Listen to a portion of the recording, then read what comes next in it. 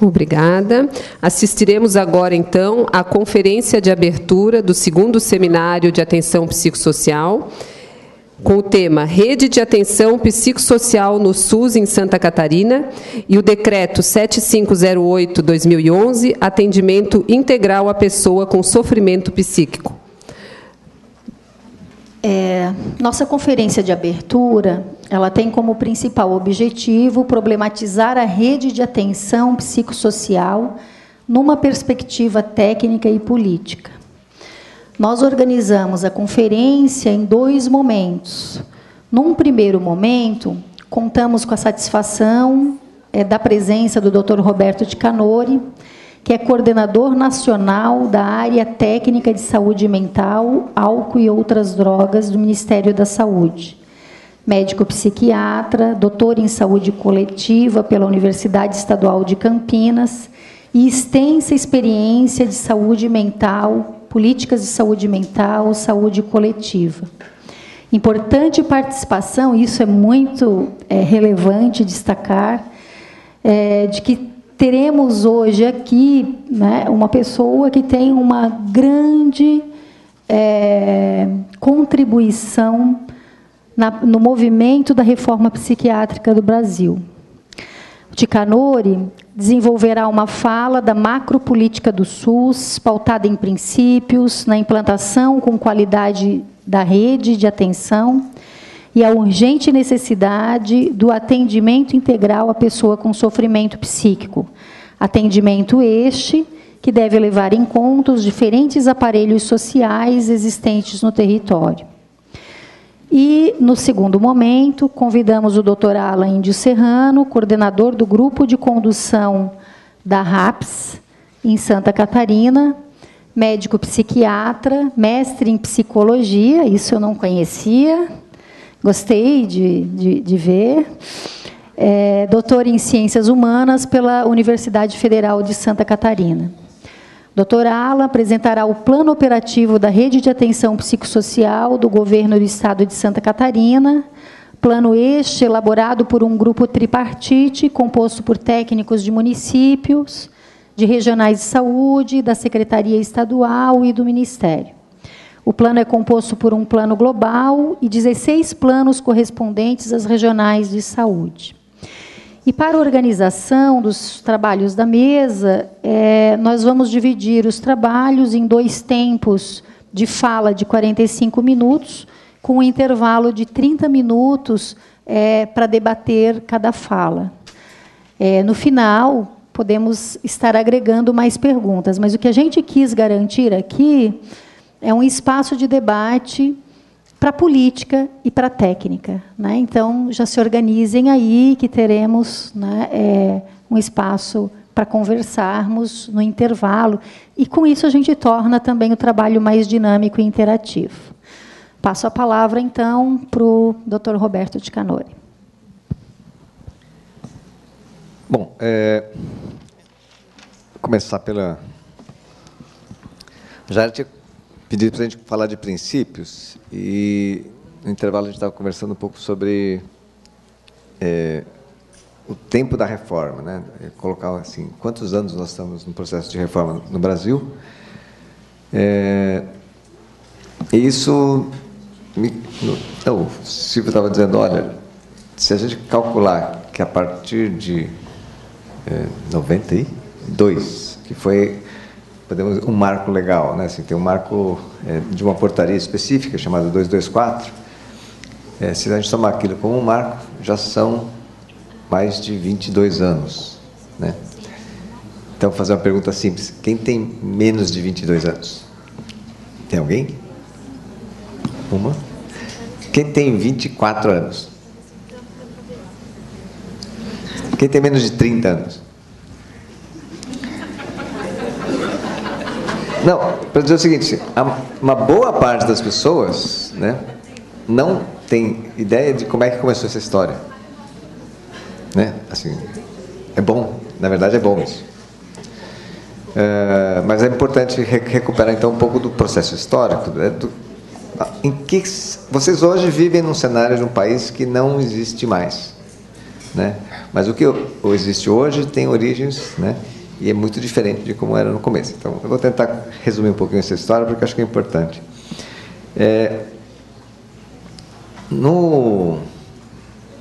Chama-se, nos anos 70, né? A partir dos anos 70, o país começa a ter uma certa retomada de mudanças. É o fim da ditadura. 76, 77, 78, o país começa a se reaquecer em relação ao enfrentamento à ditadura. De 69 a 76, havia um silêncio enorme, assim, a repressão política, né, militar era muito grande. Então, todos os movimentos sociais foram esmagados nesse período, né? A partir de 76, 77, foram os estudantes, os jovens, que começaram a se reorganizar, né, e começar a dar voz pública, né, contra a ditadura, contra... Tinham dois temas básicos. É que a ditadura, no começo dos anos 70, conseguiu manter um certo ilusão de desenvolvimento, e em poucos anos veio uma crise econômica violentíssima, né, com uma perda de capacidade de renda, salário e tal, muito baixo, muito grande, muito grande. As pessoas viviam arroxo, né? Não se fala mais desse termo, né? Arroxo é perda de capacidade de compra, né? Então, a história das pessoas, a bandeira é contra o arroxo, né? Porque as pessoas não estavam conseguindo mais se sustentar, né? Não conseguiam pagar suas contas, não conseguiam pagar a conta do dia a dia, né? E isso, os estudantes começam a sair à rua, e aí se juntava a ideia da crise econômica com a questão política, que estava diretamente ligada. Quer dizer, o regime ditatorial é que conduzia a política econômica e que levou o país a um buraco enorme, né? Então, os jovens estudantes nessa época, jovens era eu entrei na faculdade em 77, né? É um período que retoma o movimento estudantil e tal. No campo da saúde, nessa época já existia um conjunto de médicos, sanitaristas e tal, que faziam uma frente política, né? Por exemplo, Sérgio Arouca, né? É um sanitarista famoso, né? Era da Fiocruz, e um conjunto de outros sanitaristas importantes, né? Mas levavam, do ponto de vista da luta política, a um outro tipo de associação, a relação de quanto a ditadura, né, levou as condições sanitárias dos brasileiros a uma situação muito precária, né, e da situação de enorme injustiça, né, porque até então a saúde no país era assim: tinha direito ao atendimento de saúde quem tinha trabalho, quem tinha carteira assinada, ou era privado, né, você pagava do bolso. Numa situação de crise econômica, a grande maioria das pessoas não tinha emprego, não tinha carteira assinada, então não tinham acesso à saúde. Dependiam de um sistema de caridade, né? Bom, só que esse tipo de organização sanitária levam a uma tragédia, né? E a situação chamada ditatorial tem casos assim extremos, né, da manipulação do poder em relação à saúde da população. Por exemplo, no caso teve um surto de meningite no país, né? 72, 73, se não me engano, houve um surto de meningite muito sério no país. Esse surto meningite é pior para as classes populares, né, porque tem condições físicas mais debilitadas e tal, sofre mais. E a ditadura, né, a direção do país militar dizia que não havia esse surto, de que não tinha meningite, né, por muito tempo, até que essa epidemia começou a matar jovens, pessoas da classe média, média alta. Só nesse momento que a ditadura admitiu que estava havendo uma epidemia. Então, para os sanitaristas, a questão da ditadura e, né, do poder autoritário frente à manipulação da saúde da população era uma coisa muito evidente, né? Então também se juntava forças contra a ditadura por causa de questões sanitárias. Acho que isso é importante entender, porque, né, como é que você junta política com saúde? Né? Para os jovens que não viveram a ditadura, fica, o que tem uma coisa a ver com a outra? Né? Profissão é profissão, política é política. Né? Eu não sou político. Numa situação extrema fica muito claro. Né? O poder manipula a opinião pública, manipula a verdade das coisas, manipula as condições de vida ou de morte da população. Né? Então, é muito entranhado, né, a relação da saúde com a estrutura política. Essa é a primeira coisa. O professor Paul Singer tem estudos assim também do mesmo período que mostra, né, de uma forma quase que assim é só olhar o gráfico, né, sabe, muito nítida, né, do quanto, por exemplo, aí, no nosso campo, as internações psiquiátricas estavam diretamente ou inversamente ligadas, né, à situação econômica. Cada vez que o índice, né, da economia subia, diminuía a internação. Como veio uma crise econômica muito grande, o número de pessoas internadas foi crescendo continuamente. Então, existe uma correlação direta. O número de pessoas internadas nos hospitais psiquiátricos na década de 70 estava ligado inversamente à condição econômica. Né? E servia também ao contrário. Você vê, mas como assim? Mas quando melhorava a economia, diminuía o número de pessoas internadas. O que isso tem a ver com doença mental? Né? Essa ideia, né, dessa conexão direta entre condições de saúde e política, acho que quem viveu nessa época pôde perceber nitidamente quão importante é ter consciência sobre que lugar nós ocupamos na nossa sociedade. Por quê? Eram os militares que iam dizer lá, não tem epidemia não, né? Está tudo certo, está tudo sob controle? Não. Eram médicos, eram sanitaristas, eram pessoas que tinham os seus CRMP, X, o que quiser, né? Tinham a delegação da ciência para falar verdades. Né? Então, para dizer assim, bom, houve inúmeros profissionais, médicos, psicólogos, isso, aquilo, que colaboram com a ditadura e fazem o discurso oficial com fundamento técnico-científico para as verdades da ditadura. Acho que isso é importante entender. Por quê? E fala assim, então os argumentos eram falsos. Mais ou menos.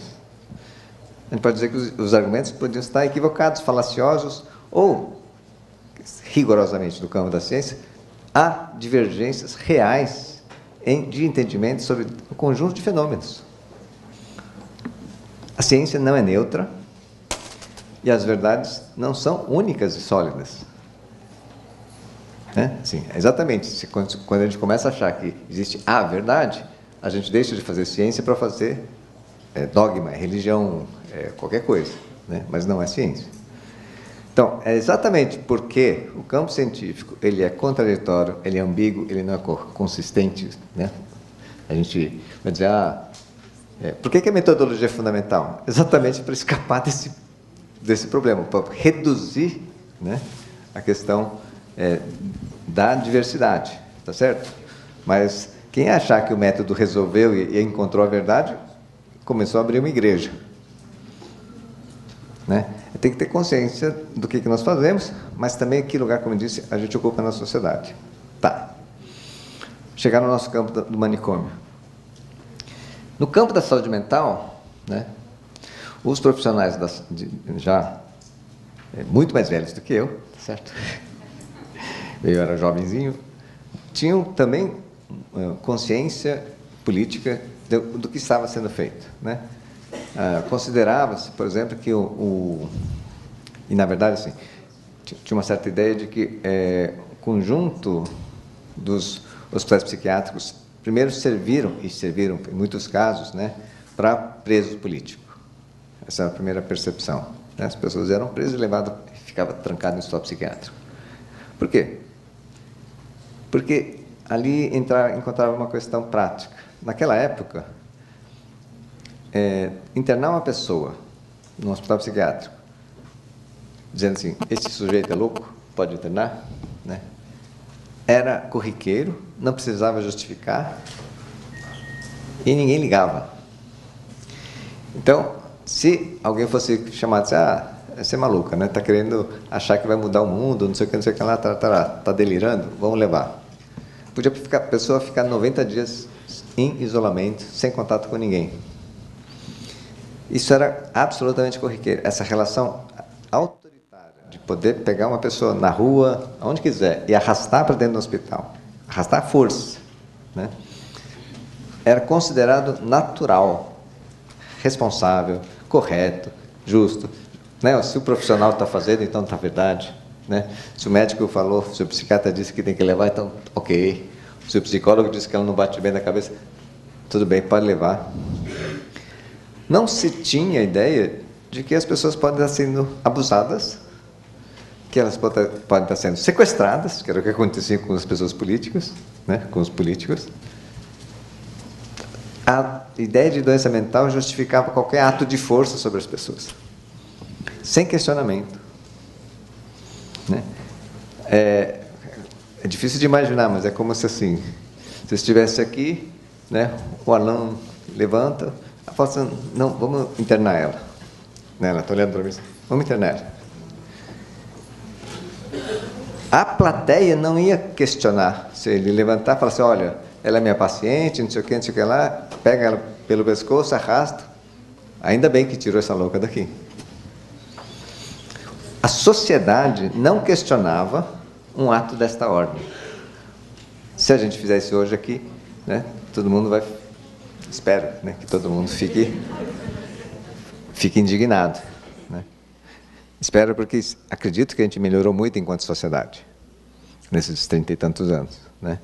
Mas, naquela época, não havia a menor dúvida disso. Pode levar. Ainda bem que, nossa, eu aqui do lado louco nem sabia. Se pensava-se assim. E uma passagem importante, né? Durante a Constituinte de 86, 87, isso aconteceu com uma deputada constituinte, né? A deputada Tutu Quadros, eu posso falar isso porque isso é público, né? Foi levada na plenário e tal, então não é nenhum segredo. Eu não lembro os detalhes. Acho que o marido dela entrou numa disputa pública, uma briga com o sogro, que era o ex-presidente Jânio Quadros, sobre uma questão de conta na Suíça. Então, ficou público que tinha uma disputa de dinheiro que estava na conta na Suíça, daqui e dali, né? E eu acho que a filha se posicionou junto com o marido. O ex-presidente deu um jeito de arrumar médicos que a levaram para fora do país, sedada. Ela era deputada constituinte, uma pessoa que, naquela condição, é imune a qualquer outro poder. Né? Um deputado constituinte, ele não pode estar sob nenhum tipo de coação, né? Ele tem que estar livre para poder criar as bases da lei, né? Ela foi tirada de plenário, sedada, botaram no avião e levaram para a Suíça. Aí é meio lendário, não sei. Dizem que a Suíça devolveu porque não aceita a pessoa, né, a pessoa sedada sem entrar no país, né? Aí voltou para o Brasil e acabou sendo internado no hospital psiquiátrico do amigo do presidente lá, do ex-presidente. Isso foi levado para o Ulisses Guimarães, e aí o Ulisses parece que disse assim, puxa vida, né? Mas como isso pode acontecer? Parece que, nessa condição, nem nós temos poder. Nem Ulisses Guimarães foi o presidente dos presidentes, né? O presidente do Congresso, do Senado, da Constituinte. Ele fala assim, nem nós temos poder. Então, com isso dá para destacar duas coisas. Nós estávamos saindo da ditadura, fazendo uma nova Constituição, ok. Mas a discussão do poder psiquiátrico ali se descolou um pouco da história da ditadura. Começa a se perceber que, na verdade, tem uma coisa que é atávica à relação da saúde mental, da psiquiatria na sociedade, independente do estado de ditadura. Porque ali, literalmente, no Congresso, ninguém estava mais discutindo ditadura, já não tinha mais ditadura. Mas um psiquiatra decidiu que ia levar uma mulher, uma deputada constituinte, levou à força. E ninguém conseguiu ter argumento para se segurar. Então, porque o argumento era, a pessoa é doente mental. Uma pessoa doente mental é um perigo para a sociedade. E quem que diz que ela é doente mental? Eu. Meu dedo, né? Aponta, é este ou é aquele?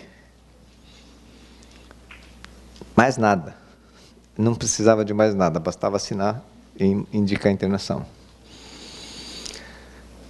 É nesse contexto, né, que se começou, então, em certo momento, a configurar a ideia de que era preciso modificar as bases do atendimento em saúde mental no país, no processo de transição, saindo da ditadura, mas, ao mesmo tempo, por um entendimento de que, para além do Estado político, tem uma questão que é intrínseca à relação profissional, a uma relação de poder, né, da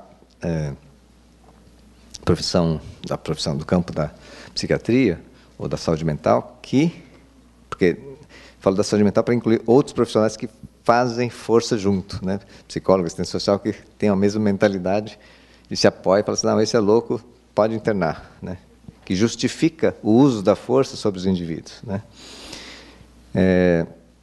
Isso foi se configurando como um problema. Nesse momento, assim, se percebe que também em outros países, na Europa, nos Estados Unidos, esse movimento muito semelhante vinha acontecendo em relação à crítica à psiquiatria, né? A esse lugar social da psiquiatria. Tá? Eu sou psiquiatra. Os psiquiatras não gostam dessa história porque eles acham que está fazendo crítica à profissão, né? Não é um problema de crítica à profissão, é um entendimento histórico de como determinados campos de ação profissional, campos de relação técnico-científica se inserem na sociedade. Não é um problema, a sua profissão foi feita assim. Na verdade, se for pensar, existiu uma recuperação interessante que um sociólogo, companheiro, também já faleceu, Robert Castel, ele vai buscar na história da psiquiatria uma passagem muito interessante, que as pessoas pouco conhecem. Philippe Pinel, que é chamado o cara que inventou a psiquiatria, sei lá, Philippe Pinel era deputado constituinte, né? Deputado constituinte na Revolução Francesa.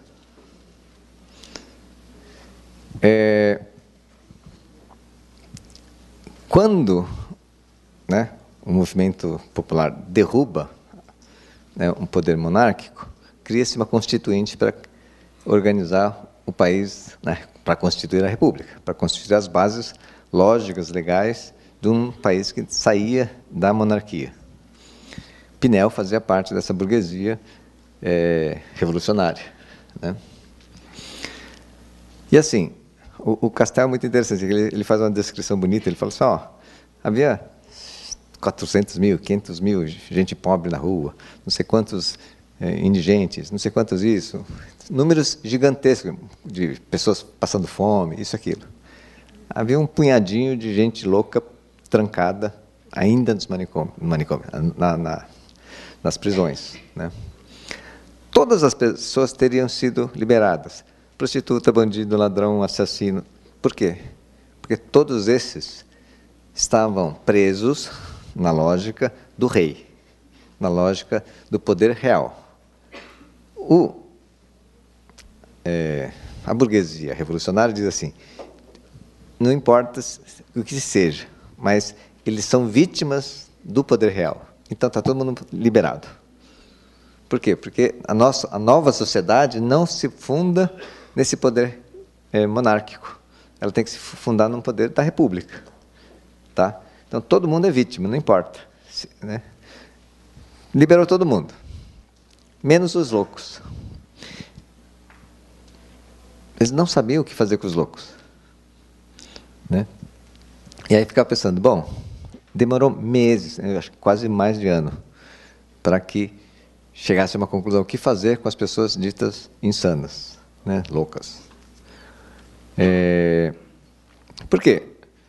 Porque os loucos não estavam lá exatamente porque o rei mandou, por causa de um crime ou de uma coisa. Eles estavam lá porque a família pediu para tirar de circulação o sujeito que atrapalhava. Né? Mais ou menos isso. Então, eles não eram vítimas da monarquia, assim, né, do poder real e tal. Não, estavam lá. Eles atrapalham. Né? Tem um certo lugar difícil. O que você faz com essa gente? E o problema não era só o prático, o problema era lógico. Né? Qual a justificativa que haveria para manter essas pessoas contidas, trancadas? Esse era o problema. E não tinha um justificativo. E aí que entra o Pinel. E inventa a justificativa. Ele diz assim, olha, realmente essas pessoas deveriam ser liberadas. Mas elas são assim, elas têm esse comportamento louco porque estão doentes. É uma invenção nesse sentido, né? Estão doentes. Eles não são mais loucos. Deixaram de ser loucos, quer dizer, uma coisa bizarra, fora da norma, tal. Construiu-se a ideia de doença. Né? Eles são doentes da mente. Como doentes da mente, eles precisam de tratamento. Como eles precisam de tratamento, eles só podem sair depois que tiver a cura. Então, eles podem ficar no mesmo lugar. Eles foram libertados e mantidos no mesmo lugar. A construção, né, da ideia de doença mental constrói a justificativa para que o Estado mantenha a pessoa sob custódia. Né? E aí que se formulou a ideia de que o médico mental, né, é o primeiro especialista da história. Ele tinha uma função muito especial, né, porque é o único ramo da medicina que o médico poderia distinguir quem pode ser cidadão ou quem ainda não está nas condições de se tornar um cidadão.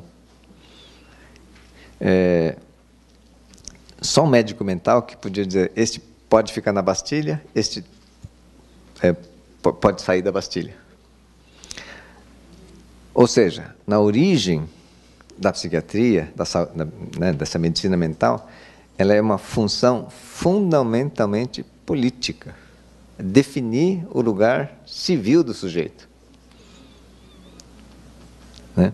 Então, essa sempre foi uma especialidade na qual esse campo, quando ele entra para o campo técnico, né, dizer da saúde mental das pessoas, ela está, na raiz, ligada a uma função política.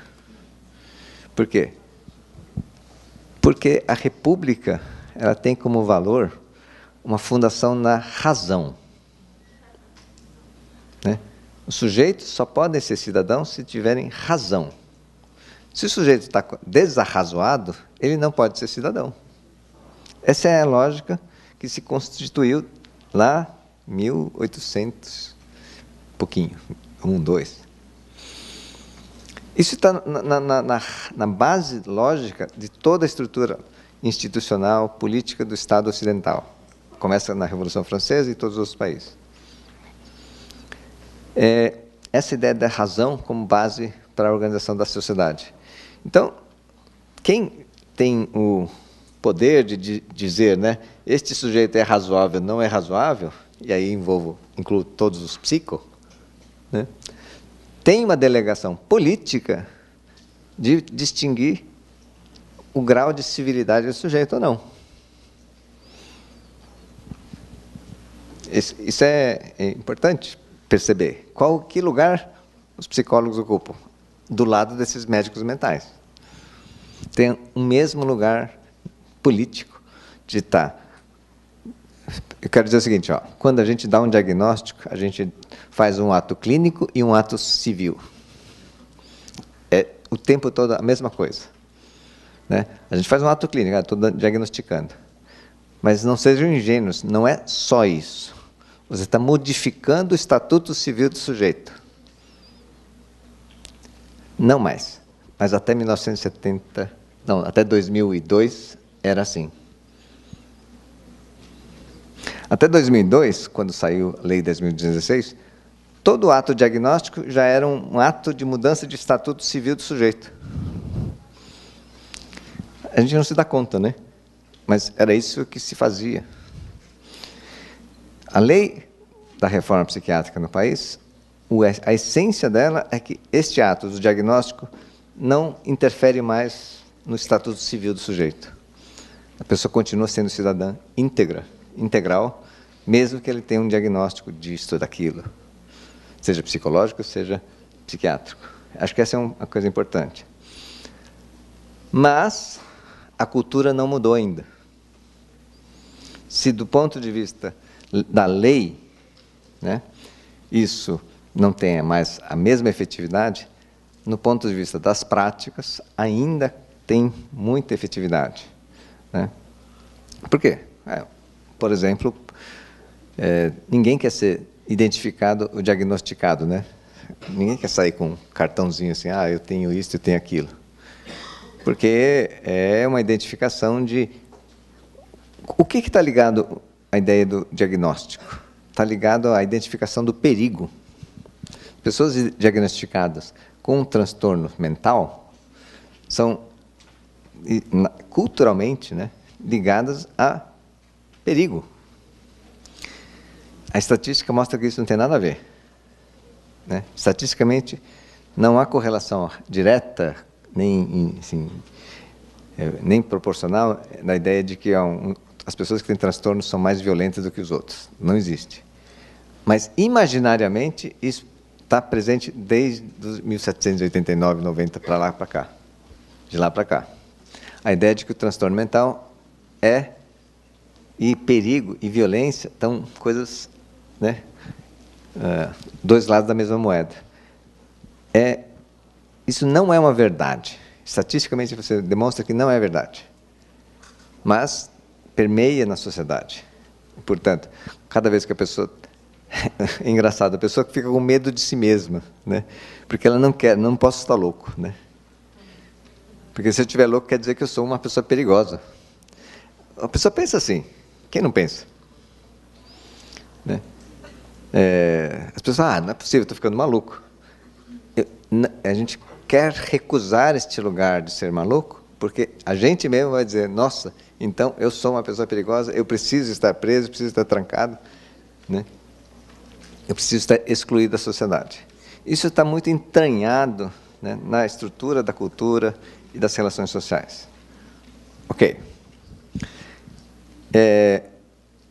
Esse núcleo, né, é o núcleo sobre o qual organiza-se todo o movimento de reforma psiquiátrica, né? A ideia de separar transtorno e violência, né? De separar a ideia de que transtorno mental e cidadania, né, não são condição, né? Assim, o cara não tem que ser sadio para ser cidadão. Cidadão é anterior, é imanente, a gente diz, está colada em cada indivíduo, no momento em que nasceu é cidadão, e nada tira disso, né? Não tem diagnóstico que vai tirar isso. Isso é uma nova concepção. É fundamental que a gente tenha isso bem claro. Na geração de vocês não pode haver a dúvida, né, de que as pessoas são cidadãos. Nasceu é cidadão. E não tem diagnóstico que deve ameaçar esse estatuto civil de cidadão, né? Por quê? Porque a lei não é assim e, embora a cultura ainda seja, nós estamos transformando ela, né? Fazendo com que a ideia de cidadania seja consolidada. Ok. E onde que essa questão foi se concentrar? Do ponto de vista... Toda essa conversa abstrata, né, ela não é simplesmente uma abstração. Ela se concretiza, né, na instituição manicomial, nos locais onde esses não-cidadãos são depositados. ou eram depositados, ainda são. Ainda temos 29 mil leitos pelo país, locais onde as pessoas são transportadas e deixadas nessas condições culturais de dizer essas pessoas não são cidadãos. Já chegamos a ter mais de 100 mil leitos no país. Então, nos anos 94, de 90 para cá, né, esses leitos vão sendo fechados em função do movimento crítico, um movimento de reforma que diz que é possível cuidar dessas pessoas sem recorrer à internação nesses ambientes, nesse tipo de instituição, né? Por quê? Porque esse tipo de instituição, dita hospital psiquiátrico, na verdade é a Bastilha travestida. É a Bastilha, né? Só que mudou a placa, só. O jeito e o lugar que ocupa nas relações sociais é o mesmo. É para pegar o sujeito que ameaça e pôr lá dentro. E ele fica trancado. Agora, com que justificativa? Arruma um diagnóstico. Não é assim que acontece? Primeiro tranca, e depois arruma um diagnóstico. Para justificar. Vou relatar melhor. Primeiro você caça os direitos dele, e depois você vai julgar qual é o crime. É a mesma coisa. Então, existe um monte de médico que diz, não, mas ele precisa de tratamento, precisa de tratamento, precisa de tratamento. A pergunta concreta assim, qual tecnologia existe nas quatro paredes no qual o sujeito está trancado? Não, porque você fala assim, a pessoa precisa é uma doença igual a qualquer outra, né? Tá bom, não dá para fazer cirurgia cardíaca no meio da calçada. Não dá para fazer uma intervenção renal, né? Um transplante de fígado no meio da calçada. Não dá. Mas dá para conversar com pessoas no meio da calçada, como dá para conversar lá. A única tecnologia que tem nos hospitais é o muro. E a lógica é o seguinte, se tem muro, não precisa de ninguém. Então, historicamente, o que acontece é que esses locais têm muita gente trancada, muito muro e pouco profissional. Né? Então, é a mesma coisa que o Pinel. Eles precisam de tratamento. Né? Tá, mas tinha algum tratamento? Não, ele não sabia como que era o tratamento. Deixa trancado. A efetividade, né, para a sociedade é manter o sujeito trancado. Bom, qual é a questão? A questão é que, de fato, sem usar o diagnóstico, vou usar o termo assim, o louco, né? O sujeito que disturba é um problema. Isso a gente não pode negar. É complicado, né? O convívio na sociedade. Não é assim, é uma florzinha. Não, tem muitas situações complicadas, de tensão, dificuldade relacional. Existem sim, com certeza. A grande questão é, ok, só que, né, se esta pessoa que disturba é tão cidadão quanto qualquer outro, e não há justificativa para caçar essa cidadania, a gente precisa encontrar um mecanismo de tratamento que melhore essa condição. Essa é a primeira coisa. Segundo, aquilo que se diz de tratamento, né, nas paredes dos manicômios é uma falácia. Não tem tratamento, tem abandono, tem tranca. Né? Como eu disse, é uma Bastilha travestida. Né? A única efetividade ali é para diminuir, de fato, a desordem fora. Né? Mais do que isso,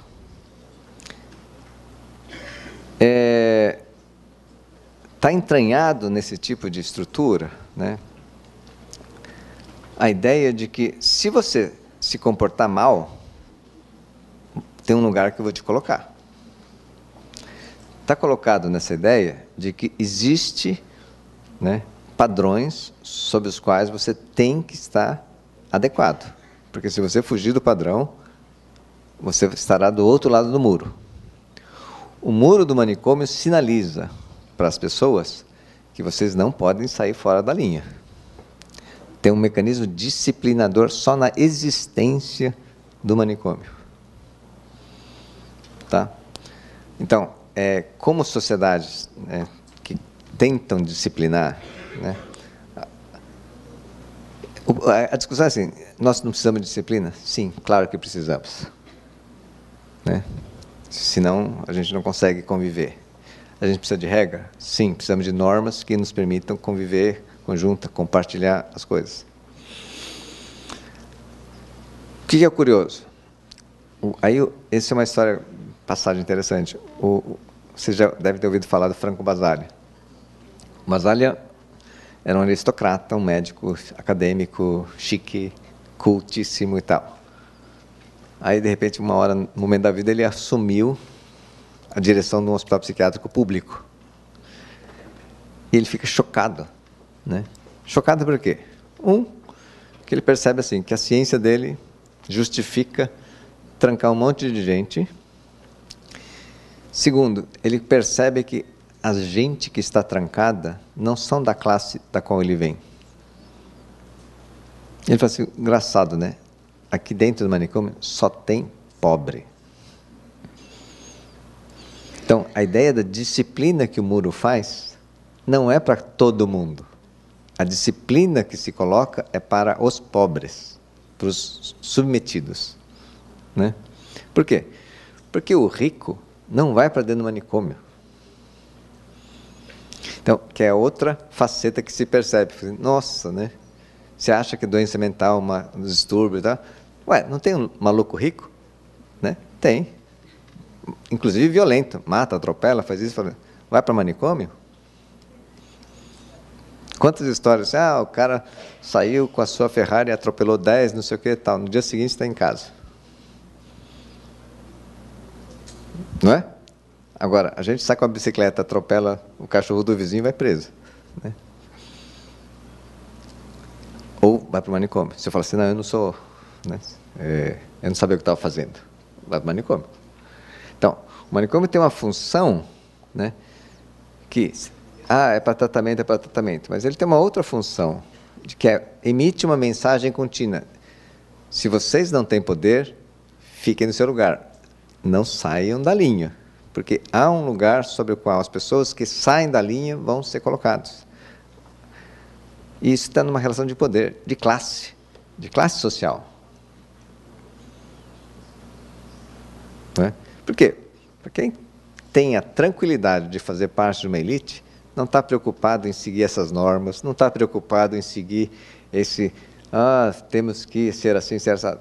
A pessoa que tem poder sente que pode ser do jeito que quiser.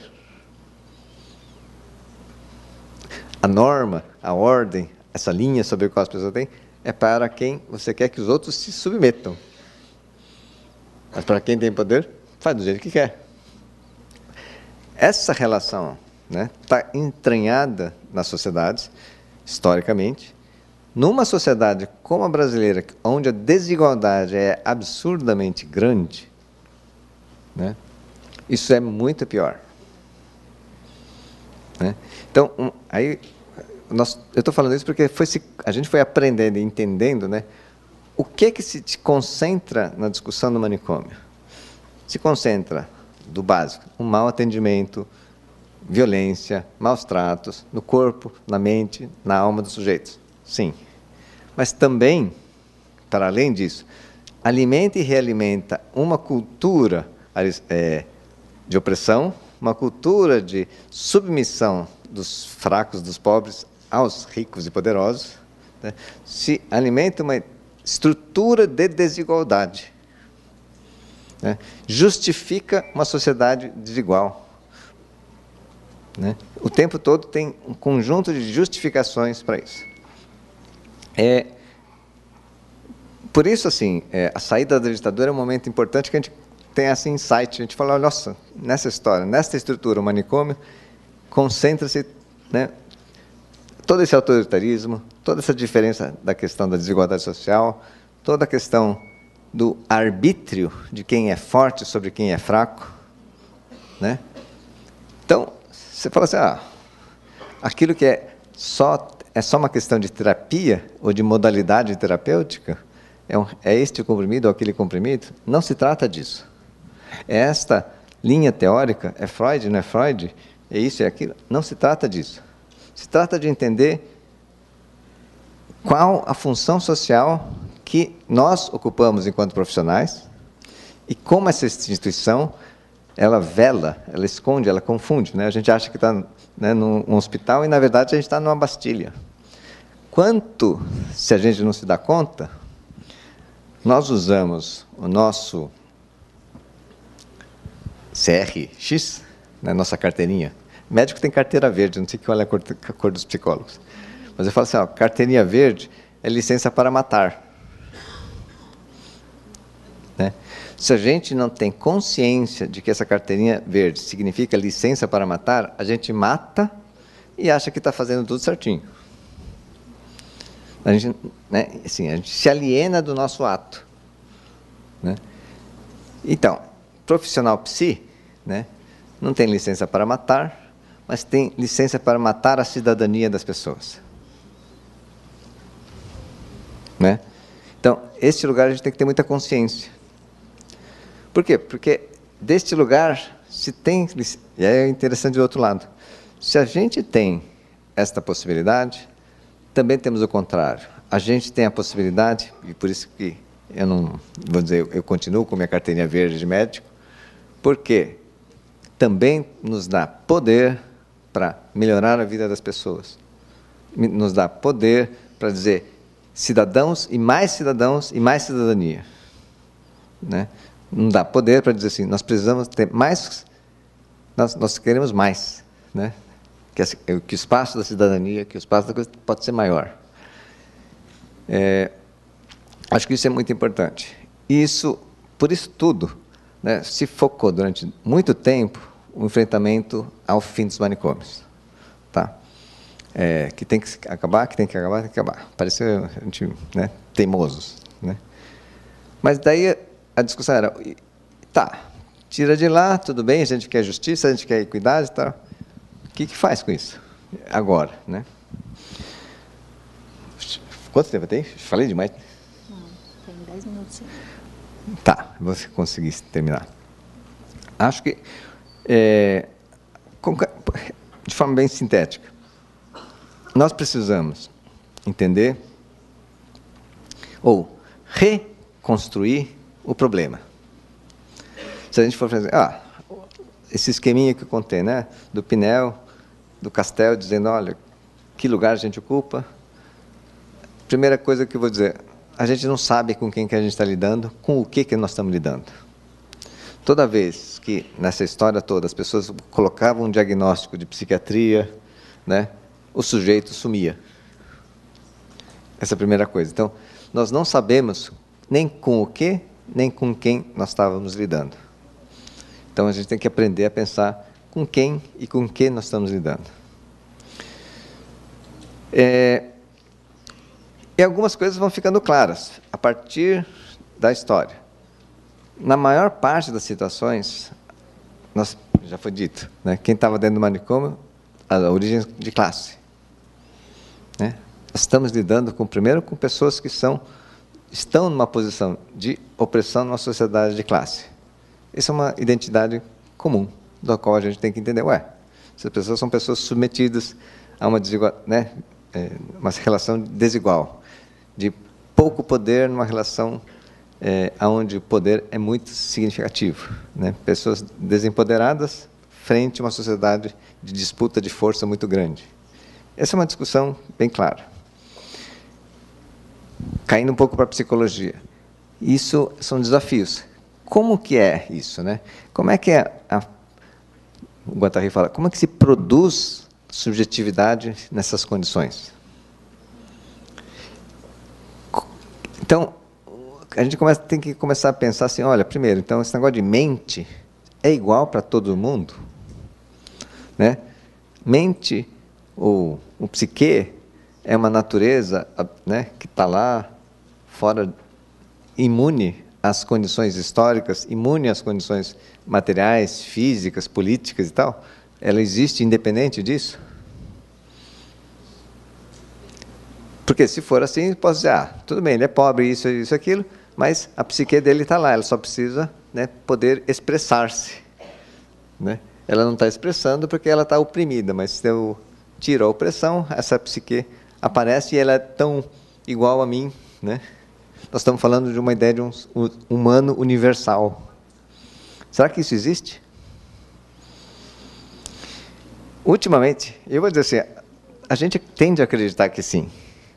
A gente reluta muito em achar que os humanos não são todos iguais. Né? A gente mesmo fala, não, se tem alguma diferença é porque houve injustiça. Mas você equalizando a injustiça, as pessoas se tornam iguais. Eu confesso que também sou simpático com essa ideia. Mas, empiricamente, aparentemente, as coisas não funcionam assim. Então, para a gente entender, por exemplo, o mundo atual agora, né, a situação da questão do crack, né, nós quebramos muita cabeça. Tá? Faz anos, aí, uns 4 anos, a gente vai discutindo, debatendo e tal. Eu só comecei a ter melhor entendimento sobre o fenômeno do crack, né, por 2, 3 inputs interessantes. Veio de um documento externo que dizia o seguinte, as sociedades que são muito fragmentadas, né, elas têm mais problema com droga do que as sociedades que são mais coesas. Sociedades mais coesas sofrem menos problema de droga. E aí a gente para pensar como é o Brasil. O Brasil é um país de enorme desigualdade, de enorme fragmentação, de intenso individualismo. Né? Isso aí era uma coisa. Aí, nesse mesmo documento tinha um segundo movimento que era interessante. Dizia assim, sociedades em transformação rápida e profunda também são muito vítimas à droga, né, e à violência, ao crime. A gente faz uma análise do Brasil nos últimos 10 anos, o Brasil sofreu uma transformação, eu tenho dito assim, é um terremoto social. Se você tem uma base social assim, né, e 40 milhões de pessoas rompem com essa base e sobem um pouquinho, é fratura na placa tectônica. Né? É um terremoto na base da sociedade. Chacoalha tudo. Isso dá uma desordem, né, nesse tecido gigantesco, com um efeito meio banal. 40 milhões sobem. Eu não sei quantos milhões ficaram para trás. Mas esses milhões que ficaram para trás são a base dos nossos usuários de crack, os cracudos que estão por aí nas ruas e tal. A grande maioria dessas pessoas estão nesse extrato. E isso eu não estou falando assim. A pesquisa que a Fiocruz fez pelo país todo confirma isso. Ah, mas eu vi um advogado, não sei o que lá. São as exceções absurdas. Existe. Existe. Mas a grande maioria não tem, faz parte das pessoas que ficaram para trás. Né? Não conseguiram entrar no bonde do desenvolvimento.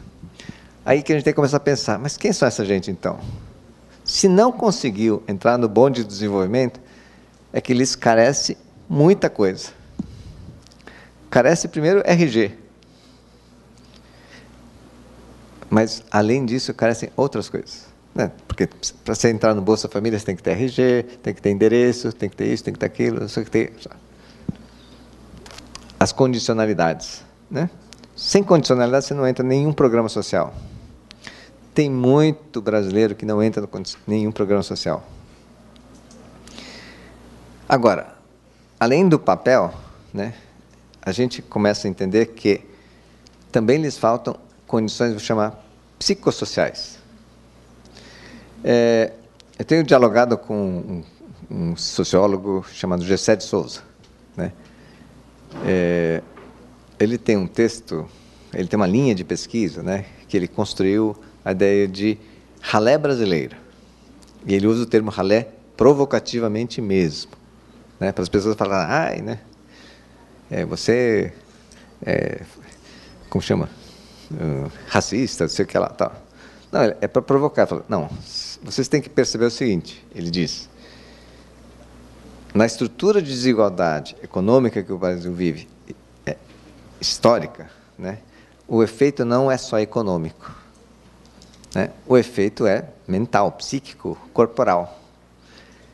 Então ele vai dizer, existe uma camada da nossa sociedade que não consegue criar as condições básicas para participar de uma sociedade que tem capital e que tem Estado. Por quê? Porque para participar de uma sociedade como a nossa, precisa, desde criancinha, aprender a conter impulso. Precisa, desde criancinha, né, a imaginar que, assim, controlar a natureza do seu corpo. Vocês estão aí sentados há quanto tempo?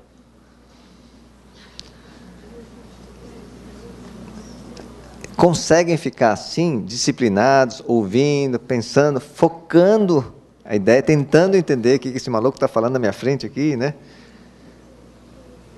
Para isso, requer treinamento, disciplina corporal, física, mental e emocional, né? Tem que baixar a ansiedade, tem que focar, tem que falar, que saco, não sei o quê, mas bom, deixa eu ver se eu tiro alguma coisa. Tem que, né, ter uma luta mental contínua para a gente se manter nisso. Isso demora anos para desenvolver. E tem que ter alguém adulto que desde pequenininho lá tá colher na boca, vai, não sei o quê, carinho, afeto, cuidado, atenção e persistência para moldar esses corpos capazes de fazer isso. Quem não tem estes adultos não desenvolve isso. Não desenvolve. Vai mais ou menos, né? Nesse mais ou menos, não consegue ficar sentado. Não consegue passar do segundo ano do ensino primário. Primário não, fundamental, né? Não consegue ter estabilidade de emprego. Não consegue ter estabilidade de contrato, de palavra, né? Combinou um negócio, não cumpre, né? Não cumpre porque é moralmente... Não, simplesmente esquece, não vai. Então, o que o G7 está falando? Estas pessoas, se a gente achar que elas são iguais, nós vamos cometer um erro muito grande. O discurso neoliberal vai dizer, tudo é um problema de oportunidade e de esforço individual. Então, nós criamos as oportunidades e as pessoas não embarcam. Resultado é um julgamento moral sobre as pessoas. Ele teve a oportunidade, agora, está vendo? Um monte de oportunidade, vagabundo, né? Mente fraca, né? E aí segue um rol de preconceitos, né? É pela cor, por isso, é mulher, não sei o quê, é isso, aquilo, né? Então, é um desafio para nós compreendermos em que sociedade nós estamos, com quem nós estamos lidando. Por que eu estou apontando isso? Porque isso tem a ver com o crack atual, mas estas pessoas, uma vez, já estiveram todas trancadas nos manicômios. Hoje, a gente consegue, de alguma certa forma, reduzir o manicômio como lugar de depósito desse tipo de problema. Não basta isto. Nós temos que, agora, entender o problema, melhorar as condições desse problema, o entendimento desse problema e começar a lidar com isso. Se a gente não melhorar a nossa capacidade de descrição, de compreensão com o que nós estamos lidando, nossa pequena vitória de não internar mais, não se concretiza numa melhoria de vida das pessoas. Por quê? Porque, de repente, eu vou falar, né, tem gente que trabalha em CAPS aqui, certo? Daí fala assim, bom, a pessoa entra no CAPS, você fala, olha, mas espera um pouquinho, porque tem isso, tem uma hora daquilo, não sei o quê, tem um regramento, né? tem que lavar as mãos e tal. Ah, não fez. Não aguenta, o cara atravessa, entra na cozinha, não sei o quê. A reação que muitos, naturalmente, nós temos é, pô, o cara não colabora, é um sem educação, abusado, né, folgado, castigo nele. Fica 3 dias sem vir. Ou não pode almoçar.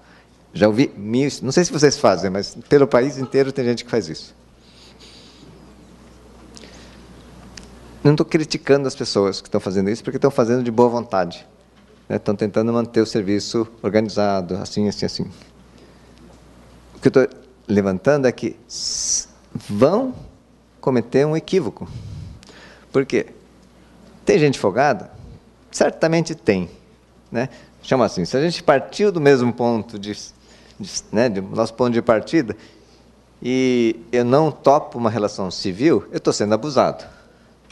Mas se eu não tenho, não parti, né? Ela saiu lá na frente, eu estou correndo atrás, não dá para julgar da mesma forma. Então, o que para um a gente pode falar, é o cara folgado, né? Para muitos é incapacidade de lidar com esta situação institucional. Então, nós precisamos ter instituições capazes de ler e entender com quem nós estamos lidando, para não cometer injustiças e para não cair no juízo moral sobre o sujeito. Olha, a gente dá tudo aqui, o cara não pega, não quer nada, é um desobediente, não vem no dia que eu faço, né? Vem tudo na hora errada, eu marco na terça, o cara vem na quinta. Né? Assim, por exemplo, questão temporal, né? Muita gente, eu vou chamar de ralé, seguindo o termo do Gessé, não desenvolve, não tem noção de futuro. Quando, para nós, a gente fala de futuro, o que você pensa do seu futuro? Ela vai pensar, quando eu tiver 70 anos, eu vou fazer isso, fazer aquilo. Sabe o que é estender 20, 30 anos para frente? Precisa de muita experiência anterior de que as coisas que você projeta acontecem. Né? As coisas que você deseja, você faz e acontece. Se você não tem esse tipo de experiência, o futuro não se constitui. A vivência de futuro não se constitui. Você vive no imediato. Né? Isso é um dos eixos assim, importantíssimos da gente avançar na construção da rede. Nós sermos capazes de fazer uma leitura justa com as pessoas com as quais a gente está lidando. E justo significa isso. Entender de que ponto de partida as pessoas estão vindo. Social, histórico, cultural. Por quê? Porque se a gente equaliza achando que todo mundo veio do mesmo lugar que eu, a gente vai lidar com uma hipótese de psiquismo, né, que está fora da real, que não se coaduna com as condições reais das pessoas. E aí a gente acaba no julgamento moral. Pior, a gente não ajuda as pessoas a, de fato, desenvolverem os seus potenciais que estão lá, mas que não teve condições de desenvolver. Então, coisas bem elementares, né? O cara não consegue nem esperar um pouquinho, né? Bom, tem que treinar a esperar um pouquinho. Não está longe, eu estou falando de coisa assim, está longe de pensar os complexos do inconsciente com isso, com aquilo outro. Tá? Né? O cara fez uma condensação da letra P com a D e não sei o que, não sei o que lá. As pessoas mal e mal sabem falar, de fato. Né? Assim, a emoção e as palavras não têm consistência. Por isso que médico é mais fácil, né? A pessoa está lá no centro de saúde, o que o senhor sente? Nem sei. Então, como é que começou? Não sei nem por onde começar. Mas estão sofrendo. Tem uma vivência de sofrimento muito grande, muito intensa. Isso é doença mental? Não sei. Não se categoriza como doença mental. Mas, e essa é uma das coisas que a gente tem que estar alerta, o que tem acontecido? A gente não entende o sofrimento das pessoas, porque eu parto do equívoco de achar que ela é igual a mim, né? Mas ela não diz o que eu quero, né? Então, eu já dou bom, então é deprimido. É depressão, leve, moderado, mas é uma depressão. Não está conseguindo se expressar, é uma depressão. Aí fala, não, ela falou que estava deprimida. A pessoa não tem ideia, né, do que é depressão. Né? Porque, eu vou dizer, não é que é incapaz, tá? Para a gente ter ideia das palavras, a gente tem que aprender a fazer uso das palavras. Para aprender a fazer uso das palavras, a gente tem que conviver com quem sabe fazer o uso das palavras. Né? E assim por diante. Se a pessoa está num meio ambiente no qual as pessoas não sabem fazer uso das palavras, nunca vão saber. Ponto. Né? Se começa a conviver com outras pessoas, aprende a usar as palavras de forma diferente. Né? Mas esse aspecto, né, de conseguir fazer o desafio da gente entender com quem a gente está lidando. Que tipo de psiquismo, de psique com quem a gente está lidando. Né? Sair, eu acho, da ingenuidade de que existe esse ser humano universal. Tá? Ideal. Né? Acho que o ideal é uma coisa que a gente deve buscar. Né? Se temos tantas, né, a gente fala, pô, né, ele poderia ser, então vamos buscar. Como é que a gente chega lá? Né? Só que para chegar lá, tem que lembrar, olha, alguém ficou comigo lá, enquanto eu queria sair levantando, senta aqui, come. Né?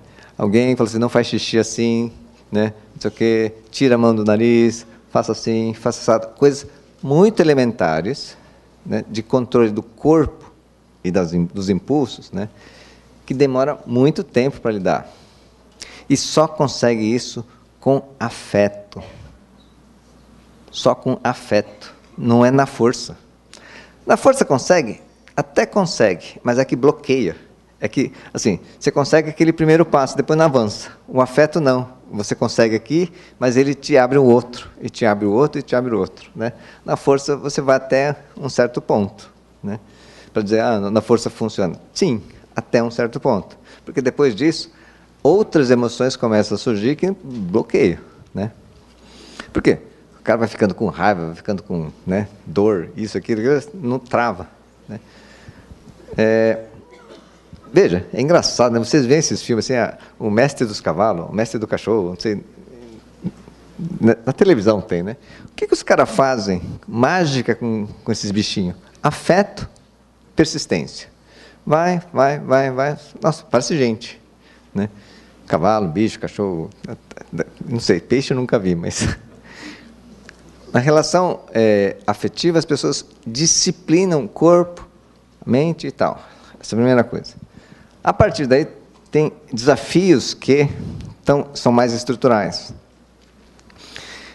Eu tenho visto uma questão assim, concreta nos nossos CAPs. O paciente está há 10 anos num CAPs, legal, todo mundo gosta dele, blá, blá, blá, blá. Em 10 anos ele não aprendeu a ler e escrever. Ninguém se preocupou em ensinar a ler e escrever. Faz enorme diferença participar desse mundo, você sabe ler e escrever. Absoluta. E a gente acha que não é um problema. Ele não quer, né? Ele não quer. Porque ele já teve as oportunidades. Se ele não teve oportunidade, tudo bem, eu tolero que ele não queira. Conversa fiada, a gente nem presta atenção, né, se o cara lê ou escreve. A gente fica pensando, mas ele se comportou mal, se comportou bem, se comportou mal, comportou bem. Vou encerrar. É fundamental a questão de pensar de instrumentalizar as pessoas. E uma instrumental fundamental, corpo, letra. Neste mundo, se você não tiver um corpo adaptado, adequado, e letra, não se escreve, né? Pode ser digitação, tudo bem. Mas acesso a um instrumento linguístico que vá além da oralidade, né? Aí Vygotsky, quem sabe Vygotskiano vai saber. É outra estrutura mental, é outra potencialidade que você adquire quando você entra num mundo letrado. Muda a estrutura do pensamento. Né? Só que a gente não investe nisso. Né? Fica lá, tomou remédio ou não toma remédio? Né? Tira o dedo do nariz. Sei lá. É fundamental. Agora, última coisa que eu falar, a gente vai para o debate. Uma emoção sobre a qual a gente precisa ter muita direção, né, é que as pessoas precisam de segurança. Precisam diminuir o medo. Né? Coisa fundamental. Sob medo, ninguém aprende nada. Ninguém avança na vida, só retrai. E é medo de não ter o que comer, medo de não ter onde dormir, medo de não ter com quem falar. Coisas muito elementares, a gente acha que não é muito relevante. Eu aprendi algumas coisas mais recentes, até exageradas. Assim. Lá em São Paulo tem uma experiência agora do de braços abertos, não sei se vocês vão discutir isso, mas vale a pena discutir. Um dos caras falou assim, eles moravam na rua, né? Faz muitos anos que eu não conseguia dormir com os dois olhos. Né? Agora eu consigo dormir com os dois olhos. E isso baixa o nível de violência, agressividade, medo, né? E a capacidade de começar a pensar um pouquinho para além do imediato. Porque quem vive com medo, vive só no imediato ou no futuro, medo do futuro próximo, assim, né? O que será que vai acontecer e tal. Quando a gente começa a pensar no medo do futuro muito longo, é bom procurar um psicólogo. No sentido assim, já é uma outra situação, né? Ok. Tá bom. Eu encerro por aqui. A gente pode conversar um pouquinho.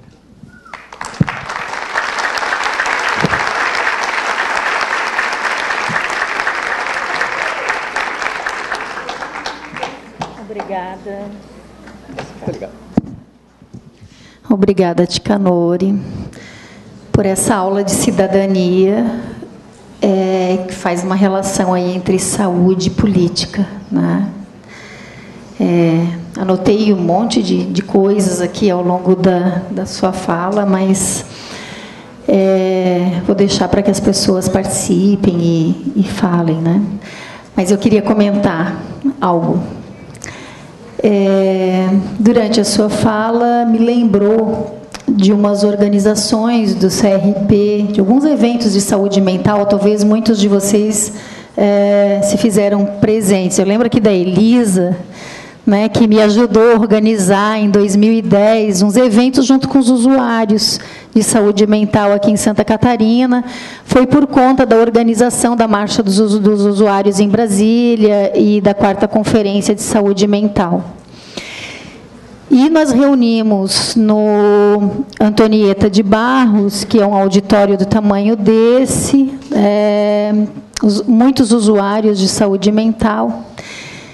E lembro que eles ficaram muito empolgados com a possibilidade de fala, de microfone.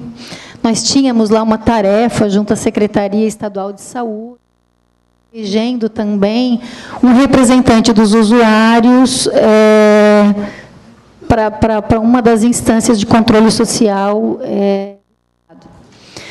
E todos queriam se candidatar, foi uma festa diante do microfone, faziam filas gigantescas, e a possibilidade de falar, né, para os profissionais, que também tinham muitos ali, além de usuários, era muito fascinante.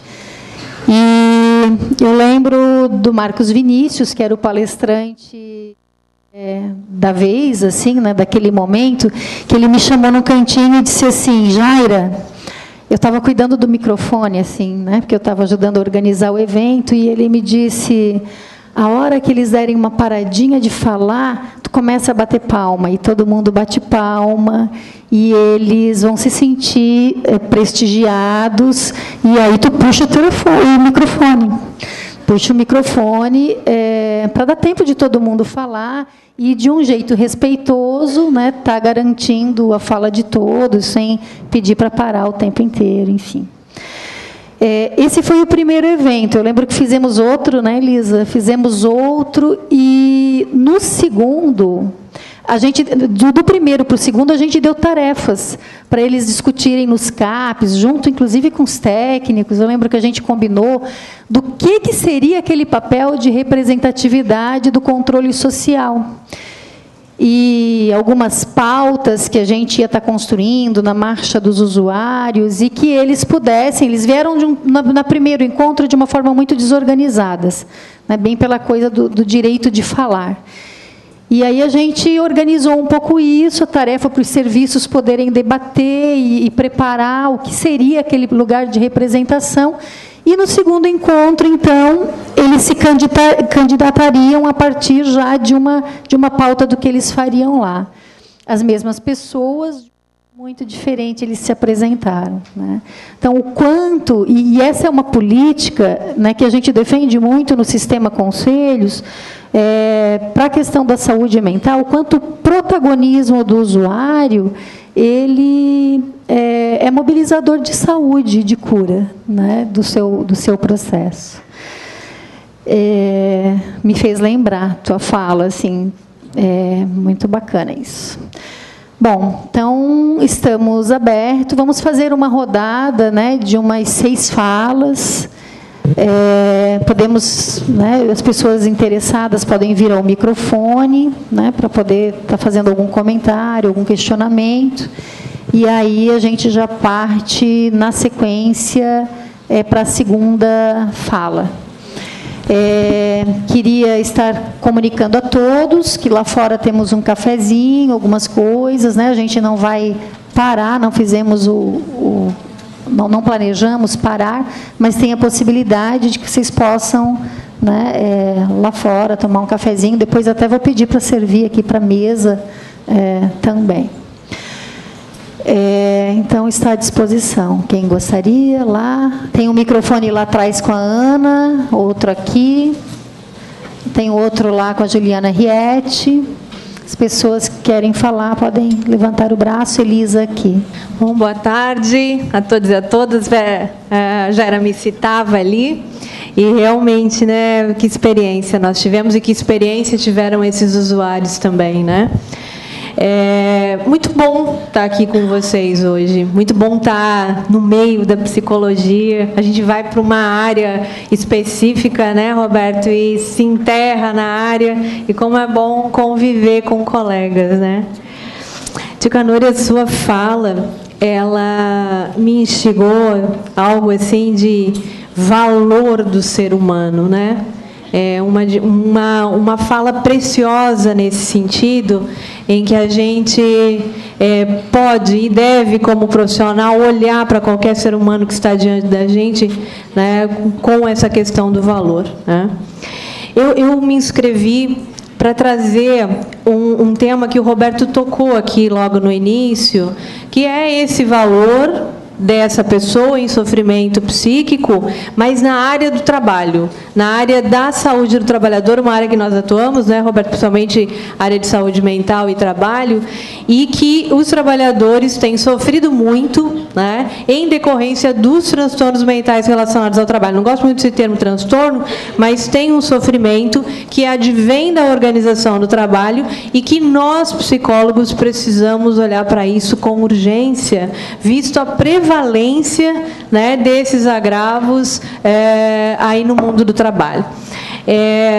Algumas deficiências, né, por conta disso, deficiências na atenção aos trabalhadores vítimas de agravos mentais. A nossa rede, infelizmente, ela não está preparada para acolher, caracterizar e fazer o nexo, né, desses agravos. Não tem um espaço, né, para isso. Discutimos a necessidade de um ambulatório, um lugar para onde as pessoas possam ir. Discutimos também a necessidade do CAPS, do Centro de Atenção Psicossocial, dialogar saúde mental e trabalho e acolher essas demandas, né? E o protocolo, e criar uma forma, né? A criação de um protocolo de saúde mental e trabalho nesse Estado e no Brasil, que é algo que está encruado aí faz muito tempo, né? Se discute, mas a gente não consegue efetivar essa questão. E aí a minha pergunta, né, muito para o Ticanori, assim, de que possibilidades há entre a área de saúde mental, né? Que possibilidade de vocês dialogarem com a área técnica de saúde do trabalhador no Ministério da Saúde, construindo assim estratégias e formas no sentido de atender essas demandas aí que advêm do mundo do trabalho. Muito obrigada. Acho que podemos já ir fazendo um bloco de perguntas e depois responde, né, conjuntamente. Pensei em algumas coisas a partir da tua fala, vou tentar ser pontual e não, enfim, né, não ficar divagando. Pensando na lógica psicossocial enquanto psicóloga que trabalha na assistência social, né, de um município do interior de Santa Catarina. Não, porque assim, enquanto pensando assim no estatuto de doença, trabalhando o conceito de doença sofrimento psíquico, não pensando no diagnóstico em que muitos, falo da minha experiência, assim, né, muitos profissionais, colegas profissionais se atêm fica à mercê do diagnóstico que o médico, enfim, colocou para o paciente, assim, né?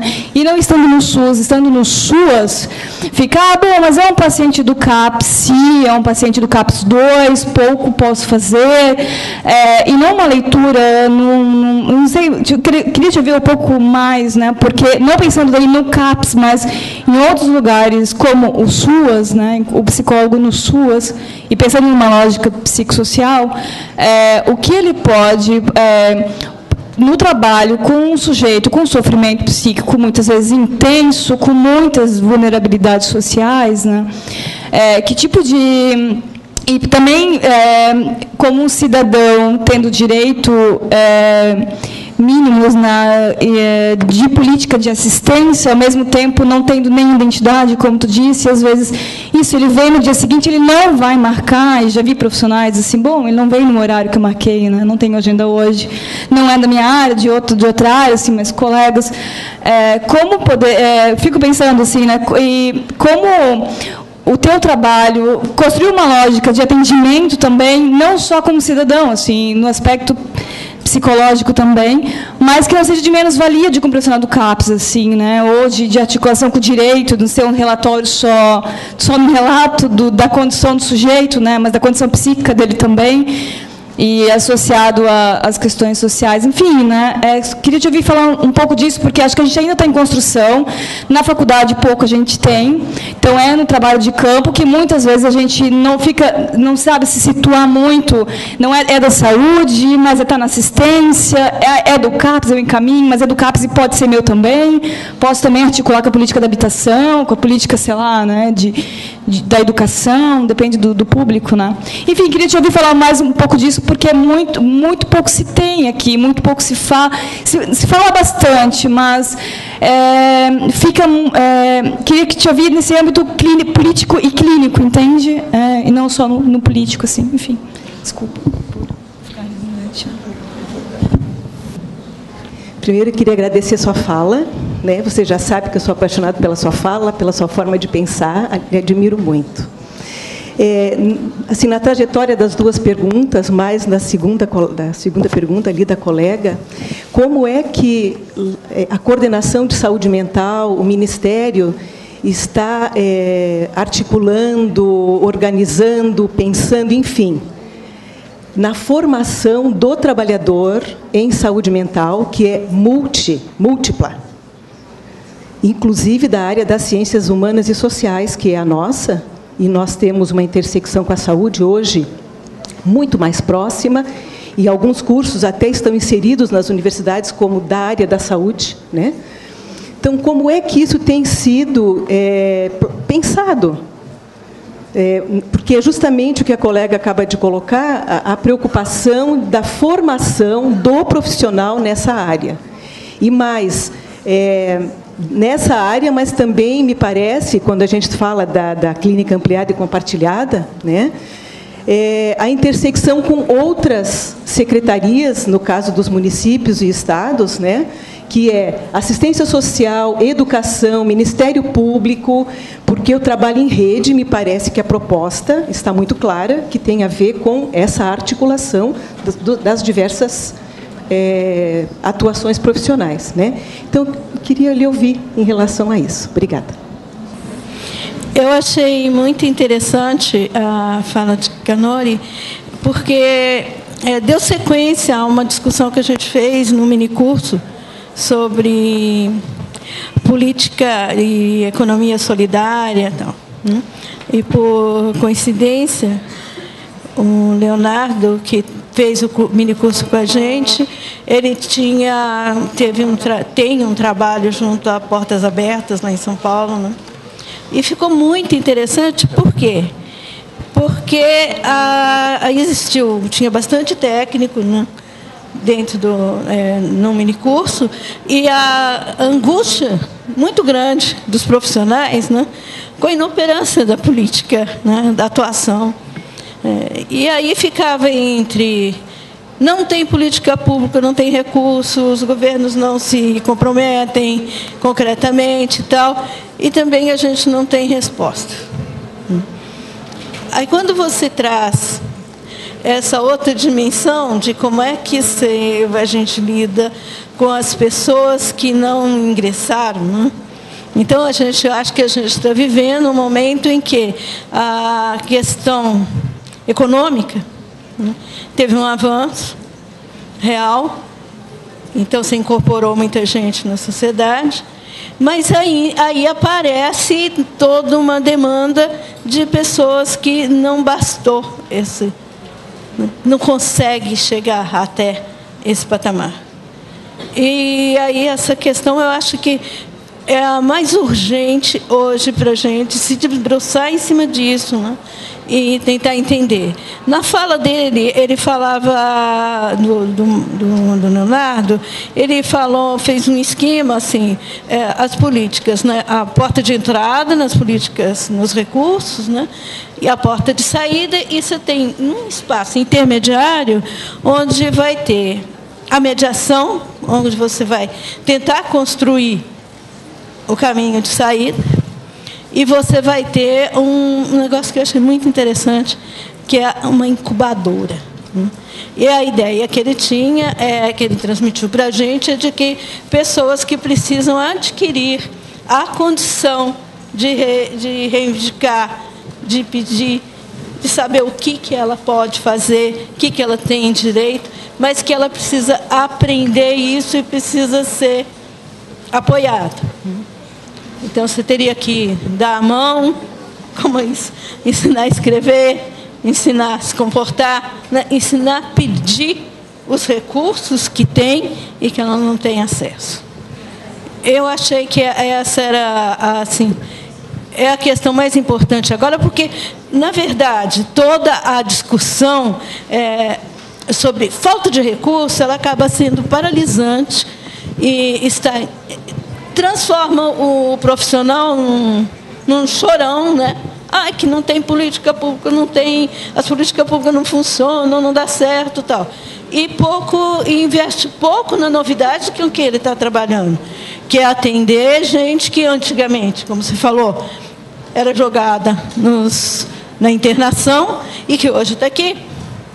E que são pessoas que não se adaptaram a essa condição de vida, né, de consumo que a gente vive. E será que ela é boa, essa condição de vida de consumo? Será que essa alternativa é a mais correta para a civilização, para a humanidade? Essas questões ficam subterrâneas, né, na discussão, e prevalece só acusação, culpa, acusação, culpa, mas a gente não sai do lugar. Era isso que eu queria.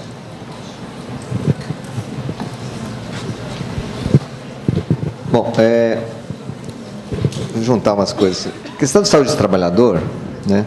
A gente tem alguns diálogos, mas a gente não consegue avançar muito. Eu vou dizer alguns aspectos. Tem um aspecto da ordem da clínica na saúde do trabalhador que tem a ver com o processo de trabalho de senso estrito, né? Intensidade, tempo, ritmo, é quase biológico, né? Como é que é o tempo de trabalho, o tempo de descanso e coisa assim. Saindo um pouquinho desse, né, psicobio, tem uma discussão que é relacional, né? O campo relacional eu acho o mais difícil. Antes de ir para o Ministério, eu dava plantão, dou plantão desde 1984, em pronto-socorro, né? Então, eu tenho muita experiência de emergência psiquiátrica, né? E assim, lá na minha cidade, uma das coisas que sempre vira e mexe vinha, eram pessoas, por exemplo, de um caixa de supermercado, né? Funcionário de caixa de supermercado. Essas pessoas piram, se suicidam, matam, fazem coisas assim, é impressionante, né? Por quê? Porque fora o trabalho, excesso e tal, o que mais fazia as pessoas sofrerem, né, é o tipo de relação de assédio que tem, né? Porque o grau de humilhação, e são aquelas humilhações, e essa é uma das coisas que eu queria provocá-los, né? Vocês já viram a síndrome de humilhação? Existem teorias sobre como é a síndrome da humilhação? Eu nunca li nenhum texto desta ordem. Tudo bem, eu não leio muito, mas assim, se houver, me indiquem, porque é uma das queixas mais frequentes que eu vejo, né? Porque você, aconteceu isso, mas qual é a emoção que está te machucando? Humilhação. E aí isso é engraçado, porque a humilhação corre em todas as classes, né? Mas, quando você começa a pegar um pouco mais delicadamente a humilhação na relação de classe, isso é muito, muito, muito violento, né? Assim, a reação dessas situações, aí emerge raiva, violência e uma série de coisas assim. Bom, aí voltando um pouco, seja na linha de trabalho, né, na linha de fábrica, num pronto-socorro, no caixa de uma padaria, não sei o quê. Nós temos um país, tem que lembrar o seguinte, de enorme desigualdade, né? Nós somos a 5ª economia, a 6ª economia, flutua, e o 8º país em desigualdade, né? Assim, nós estamos quase que batendo nas duas pontas, né? Na riqueza e na desigualdade. Então, isso é muita desigualdade. Qual o efeito disso na psique das pessoas, na cultura nossa? Né? Relação de força. As pessoas, a humilhação tem a ver com relação de força, né? Dizer, eu posso te agredir e você tem que ficar quieto. Não é só isso, né? Mas uma das coisas que eu saquei é isso. Essa relação de humilhação tem a ver com isso. Eu posso te agredir e você tem que ficar quieto, né? Isso é muito, muito chama cáustico para a mente, né? Então isso está muito presente. Segundo, nós somos uma sociedade que teve 300 anos de escravidão. Está na raiz da nossa cultura. Então, esta relação senhor-escravo tem, né, nas nossas emoções, raízes profundas. Então, a gente rapidamente se relembra, né, de que quando eu tenho um pouquinho de poder, né, eu posso exercê-lo sobre o outro. Isso é muito forte. Bom, tem um pai de um colega meu, essa é uma coisa muito legal. Esse meu colega é médico, mas o pai dele é imigrante, espanhol, tal. Ficou rico porque trabalhou muito, tal, mas é uma pessoa sem letramento, né? Assim, não tem academia, não tem diploma, tal. Mas é muito sábio, porque ele fala assim, sabe qual é o problema desse país? Porque o Brasil é o país do chicote. Agora, o problema não é que é o país do chicote. O problema é que o povo brasileiro não quer acabar com o chicote, só quer mudar de lado. Essa é um resumo de um estrangeiro falando do nosso país, da nossa cultura, né? Assim, que nenhum filósofo eu vi escrever uma coisa tão inteligente. Porque isso está na nossa dinâmica social.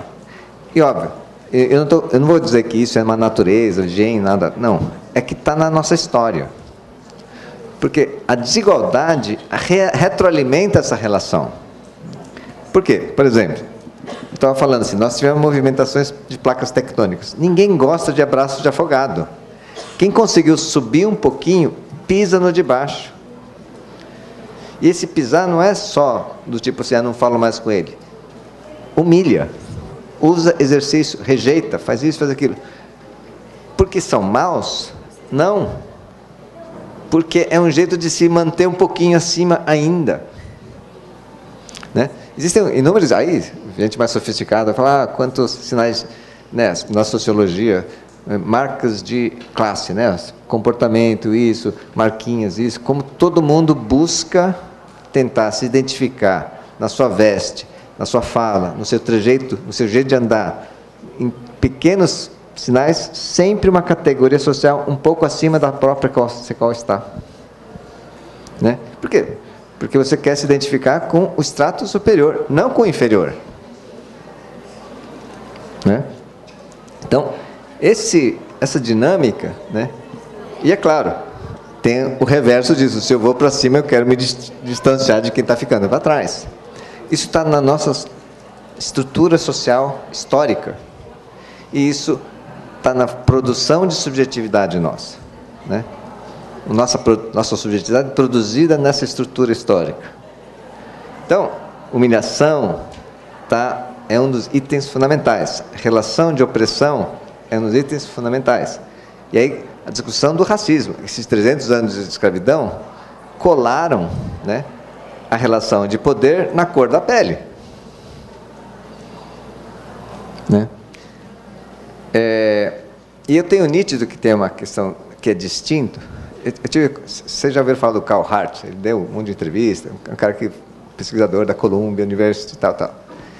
Ele estava falando uma coisa muito interessante. Ele falou assim, olha, quando eu comecei a pensar essas coisas e tal, e ele sacou a história assim, a questão do racismo. Isso é ele falando, né? Depois ele falou, eu fui conversar com minhas irmãs, né? Como que elas se sentiam a respeito disso, e uma delas começou a chorar muito. Por quê? Porque ela falou assim, olha, eu achava que essas coisas a gente não tinha problema, mas eu vejo que eu tenho, né? Porque ela falou, eu sempre me senti humilhada por nossos pais. Por quê? Aí ele falou, porque eu e essa minha irmã somos mais clarinhos do que os nossos outros irmãos. Então, os nossos pais sempre trataram a gente como menos, como mais incapazes, como menos, né? E sempre deram mais prestígio para as meninas que tinham a pele mais clara, né? E o Carl fala assim, né, assim, mesmo numa família negra, né, esta cultura entra, né, e as pessoas exercem poder em função dessa gradação, né?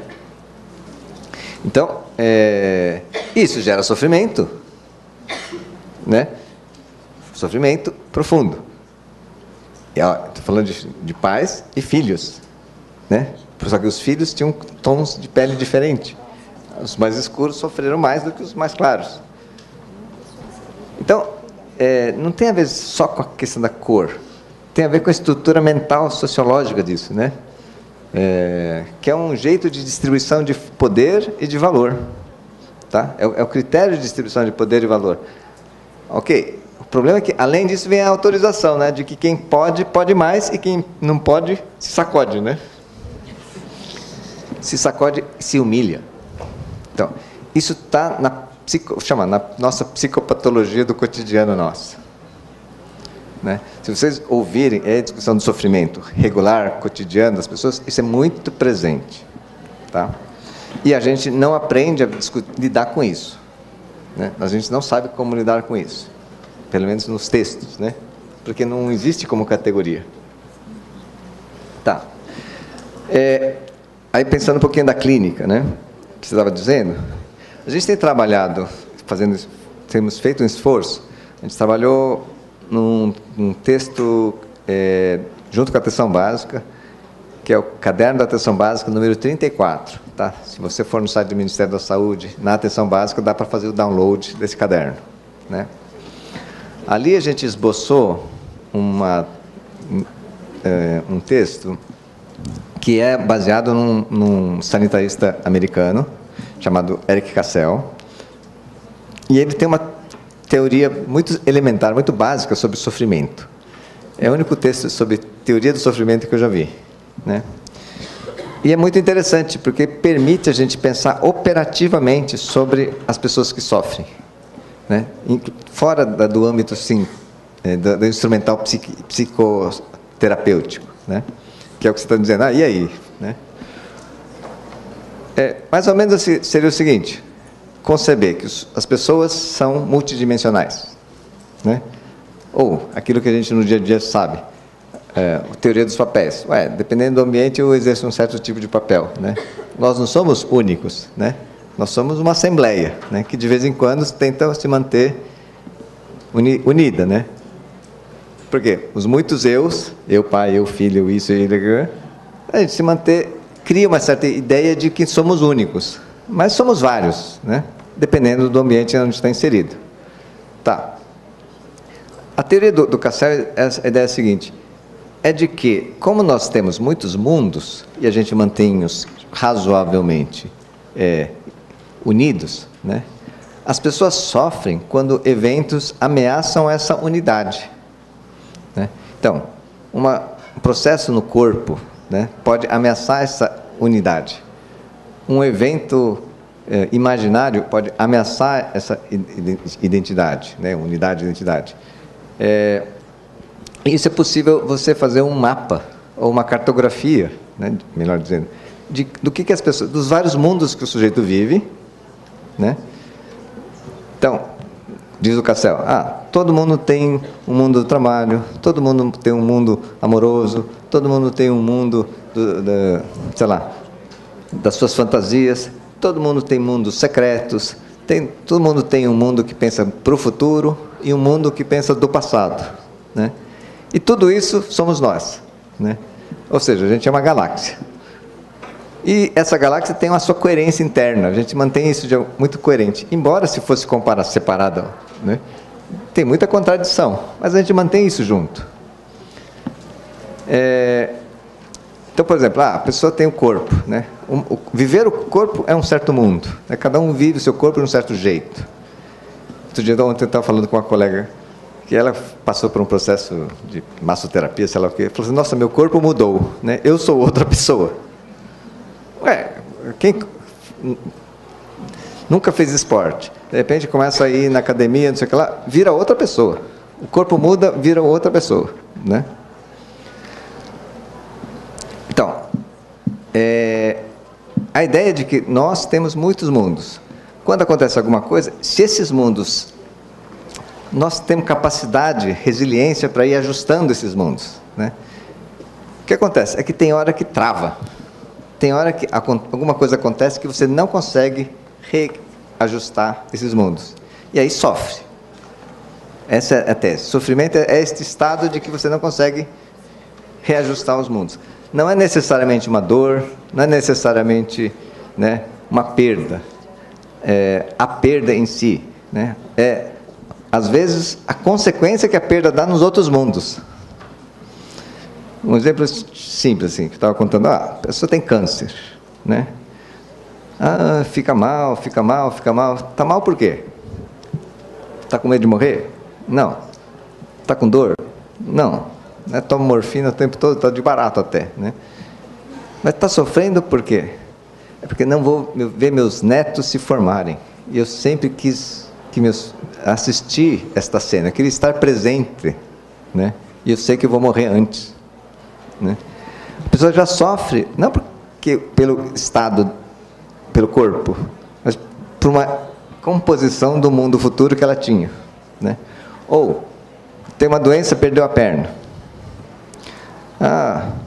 A alteração física, né, da imagem corporal tal, gera muito sofrimento para algumas pessoas, porque valorizam muito isso, né? E isso, você fala: não, mas agora, olha, você tem pernas mecânicas fantásticas, você fica mais rápido do que antes, né? Não importa, essa imagem, né, de como ela constituía si mesmo se rompeu. Então você fala, mas você está com a perna aí, e aí, né? E a gente não dá conta que, na verdade, essa relação com essa imagem é mais fundamental do que a própria perna em si, né? Então, a ideia é que a gente consiga sempre ser capaz de cartografar, né, as pessoas. Significa assim, a gente ser capaz de colher diversas narrativas sobre esses diversos mundos. Essas diversas narrativas, e você vai vendo como que ela se compõe da coerência e como é que ela se vê, de uma certa forma, nessas correlações. Isto com aquilo, isto com aquilo. Por quê? Um exemplo bem elementar. Saúde pública, né? O cara está obeso. Isso é uma história de um texto do Ricardo Aires. O paciente é obeso e tal. O nutricionista vai na casa dele, abre a geladeira e fala: não pode comer isso, não pode comer isso, tem que tirar isso, corta aquilo. O paciente diz assim: minha senhora, eu passei muita fome na minha infância. Dei muito duro na vida. Então, a minha maior felicidade é ter essa geladeira cheia. Portanto, a senhora pode ir embora que essa geladeira vai continuar cheia do jeito que está. Eu vou morrer de hipertensão, não estou nem aí. Eu vou continuar com a geladeira cheia. Ou seja, se a gente não perceber que mexer na geladeira ameaça o bem-estar dele, vai gerar sofrimento para ele, a gente não vai conseguir interferir na obesidade. Como é que você faz isso? É analisar esse histórico. Ele fala, olha, para ele a geladeira cheia é um sinal de vitória, de ascensão social, inclusive, de realização. A gente tem que pensar, bom, que outras coisas poderiam significar equivalentemente, né, vitória, ascensão social, tal, que não se reflita exclusivamente na comida. Porque a partir daí talvez a gente consiga deslocar, preservar esse valor e mudar a conduta. Ou seja, a gente vai agregando, fazendo jogo com esses mundos, né? Acho que isso é um jeito de pensar. Mas eu acho que tem essa chama tecnologia de pensar, analisar o sofrimento e tal, está nesse caderno, pelo menos tem indicações no caderno da atenção básica. Mas eu acho que aí para o campo da psicologia, realmente assim, como eu disse, essa questão dessa nossa estrutura escravagista na cultura, né? A questão da humilhação, a questão do racismo, são coisas que estão extremamente entranhadas e a gente não se dá conta, né? No dia a dia não se dá conta, por exemplo, de pequenas distinções, pequenas discriminações que são feitas, né? E a gente acha que não faz, né? E quem está na ponta do sofrimento percebe, a gente que não percebe, né? Aí você fala, pô, mas por que né, tá tudo assim, Olha, na hora que o Marcos Vinícius, né, que vai estar amanhã aqui, um psicólogo famoso aqui no meio dos psicólogos, né? Marcos, ele tem um grupo de estudos disso, sobre problemas, eu não sei como é que é o nome, né, mas que tem a ver com a discussão do racismo lá em Salvador. E ele estava me contando, olha, de repente viam os alunos, Salvador tem 80% da população, acho que é negra, né? Então, os alunos estão indo bem, uma hora você fala, pô, o cara tem um maior potencial, é inteligente, é capaz, não desabrocha, né? E ele viu isso muitas vezes. Chega um certo momento, o aluno, né, não vai. E ele ficou pensando, uma hora ele arriscou, falou, mas escuta, vamos conversar, né? E aí entrou nesse campo do racismo, e a primeira reação de jeito nenhum, imagina, que isso, meu irmão, né? Que isso, tudo bem, tá. Mais 2 minutos as pessoas desmontam, né, do grau de força, esforço, sofrimento que tem durante anos para não se ver sofrendo. Uma construção mental assim dificílima para negar, literalmente negar, né, o racismo, né, que sofrem com o racismo. Isso é extremamente presente na sociedade brasileira. E é dia a dia. Então, só esse esforço, né, de tentar não sofrer já é muito grande, né? E a gente não dá conta disso, a gente acha que é outra coisa, que é isso, que é aquilo outro, né? Eu acho que esses são problemas, né, desigualdade, racismo, escravidão, são estruturas psicossociais nossas que a gente tem que enfrentar. Sobre a última coisa, sobre a formação. Eu acho que o desafio da formação é colocar isso como problema, né? Por quê? Estas coisas não são consideradas objetos dignos da academia. A academia não trabalha com esses objetos, né? Até porque artigos sobre isso você não consegue publicar em revista europeia nem americana. No sentido caricato, é um pouco isso. Os pares de outros países não têm esses problemas que a gente tem. Então, isso não vira problema, você não consegue publicar, só consegue... Uma vez eu vi uma coisa assim, como assim, né? Estão pedindo uma bolsa para participar de um congresso que a língua oficial é espanhol? Não vai ter bolsa, não, né? Porque só pode ter bolsa quem vai participar de congresso que a língua oficial é francês e inglês, né? Então, assim, eu acho que a formação na graduação é um desafio a longo prazo, né? Eu acho que a gente tem hoje, nós estamos fazendo um esforço grande de ajudar, de pensar meios de criar o debate nos profissionais que estão na rede. Tá? Então, primeiro, um exercício assim, amplo, são cursos que estão hoje, a EAD, né, feito aqui com a própria UFSC. Acho que é um primeiro passo, né? Não é o ideal, mas acho que ele é uma, como chama? Uma difusão ampla, né? Mais ampla possível. Mas uma aposta que a gente tem feito, que eu acho que isso eu acho que vai ser, né, ter resultados bons, interessantes.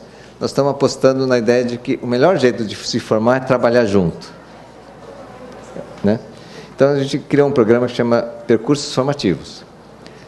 Neste momento, a gente tem 17 municípios que se candidataram a ser redes receptoras.